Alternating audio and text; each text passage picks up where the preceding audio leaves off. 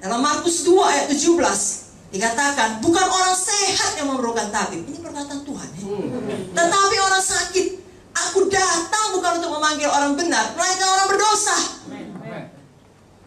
Jadi saudaraku, kalau banyak beban berat saudara sibuk mengurusi hal-hal yang sebenarnya adalah pilihan bebas manusia, saudara hentikanlah itu. Pergilah ke tempat di mana orang-orang belum mengenal Yesus. Selamatkanlah mereka, muridkanlah mereka. Ya, jangan sampai ditipu setan, disibukkan oleh hal-hal yang memang bukan bagian saudara. Bagian panggilan saudara itu yang saudara kerjakan. Dan biarlah kita masing-masing menyadari bahwasanya satu orang bisa membuat perbedaan yang besar. Amin. Tuhan bukan perlu banyak rame-rame, satu orang yang membuat perbedaan yang besar. Dan memang kita harus berubah menjadi lebih seperti Yesus dan berlari-lari menuju panggilan Tuhan. Mari katakan, inilah saya Tuhan. Saya adalah hamba-Mu Tuhan. Bukan kehendak saya, jadilah kehendak-Mu. Inilah saya Tuhan. Pakailah saya Tuhan. Di dalam nama Yesus. Katakan amin. Yang kedua yang harus kita tindakan adalah, inilah tempat saya. Artinya kita tidak perlu membandingkan diri dengan orang lain, ataupun membawa alasan, kalau saja saya di sana melayani saya akan lebih baik, kalau saja saya dipanggil untuk melakukan ini dan bukan itu saya bisa berhasil. Ya, itu ucapan-ucapan yang jahat di mata Tuhan. Saudara harus berkata, inilah saya dan inilah tempat saya. Dan saya akan bersungguh-sungguh di tempat saya ini. Dan saya akan terus tekun seperti Imam Kaleb. Saya akan terus percaya seperti Imam perempuan Shunem. Amin. Bahwasanya di tengah persoalan sebesar apapun, saya bisa berbuah bagi Tuhan. Amin. Karena bukan soal tempatnya, soal melekat pada batang anggur. Itu saja.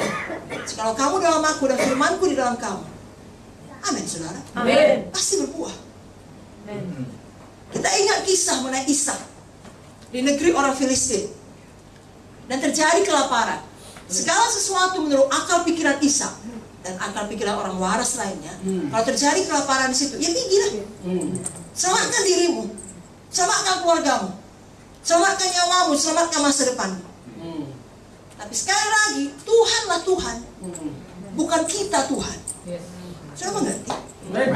Lalu Tuhan berkata, sangat bertolak belakang dengan naluri manusiawinya.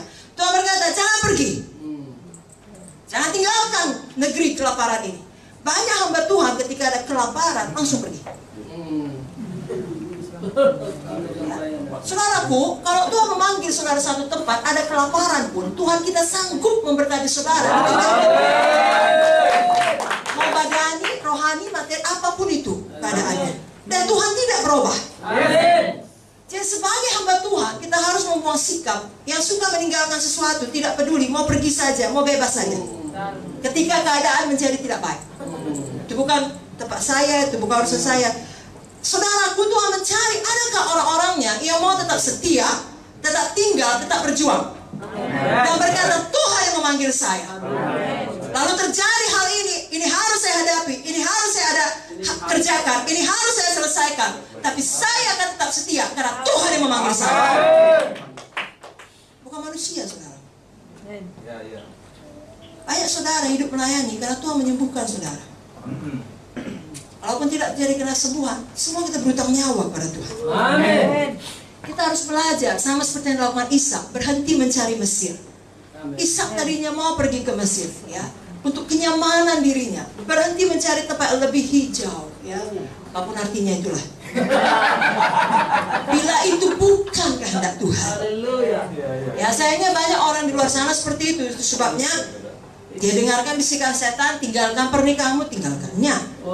Kalau hamba Tuhan, tinggalkan pelayananmu, tinggalkannya. Kadang-kadang nggak secara fisik ditinggalkan, tapi hati ini sudah meninggalkan. Ya, dicari mana yang enak bagi kita. Saudaraku, di tengah kelaparan, apa kata Tuhan pada Ishak? Gali sumur. Dan Ishak patuh. Saya mau bilang sama saudara, langsung berhasil? Tidak. Sekali lagi, langsung berhasil? Tidak. Dia gali, diesek, datang orang, berkelahi, pindah. Dia gali lagi di Sitnah, tapi tidak dikasih Tuhan dia ke Mesir. Apakah di Sitnah berhasil? Tidak, ada perlawanan. Tapi Ishak gali lagi, Sampai akhirnya Tuhan kasih dia ruang. Lalu dia namakan Rehoboam. Tuhan kasih kita masing-masing ruang. Tuhan kasih kita tempat. Di mana akhirnya orang Filistin tidak mengganggu Ishak lagi.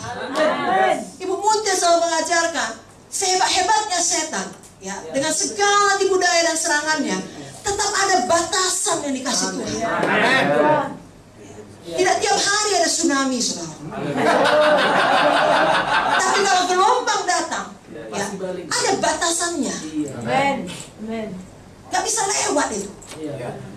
Demikian kalau Rehoboam sudah Tuhan berikan, tidak bisa dia mengganggu lagi. Tapi saudara harus melewati Esek, melewati Sitnah. Sampai Tuhan mempercayakan Rehoboam. Dan harus ada komitmen dalam diri kita sekali lagi. Inilah saya, inilah tempat saya. Mau bagaimanapun kita akan menjawab seperti perempuan Sunam, all is well. Tuhanku adalah Tuhan. Bagian